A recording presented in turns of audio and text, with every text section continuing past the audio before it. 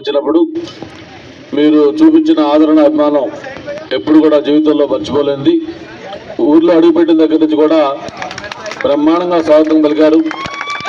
ఒక పక్క పూల వర్షం కురిపిస్తూ, మరో పక్క మహిళలు అయితే మంగళహారతులు ఇస్తూ మీ అభిమానాన్ని మీరు చాటుకున్నారు. తప్పకుండా మీరు ఏదైతే అభిమానం ఆదరణ చూపించారో దాన్ని తప్పకుండా నిలబెట్టుకొని మీ అందరికి కూడా మీరు కోరుకున్న ఈ కార్యక్రమాలన్నీ కూడా చేసి మీ రుణం తెచ్చుకునే అవకాశం నాకు కల్పించాలని చెప్పని మీ అందరూ కూడా నేను కోరుకుంటా ఉన్నాను.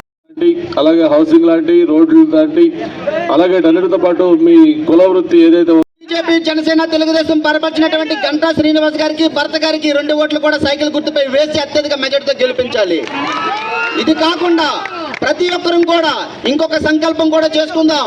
ఎవరైతే ఇక్కడికి వచ్చినటువంటి 2 ఓట్ల కోసం మనం మాట్లాడుకున్నామో మరో 2 ఓట్లు వేద్దాం. అది దొంగ ఓట్లు కాదు, నిజాయితీగా నీతి నిజాయితీతో కూడుకున్నటువంటి మనందరం కూడా ఒకే సంకల్పంతో ఇంకొకరిని కూడా బూత్ వరకు తీసుకొని వెళ్ళి ఇంకొక 2 ఓట్లు మనం వేయించేటట్టుగా బాధ్యత మనందరం కూడా తీసుకుందామా? ఏదైతే రాష్ట్రంలో 2019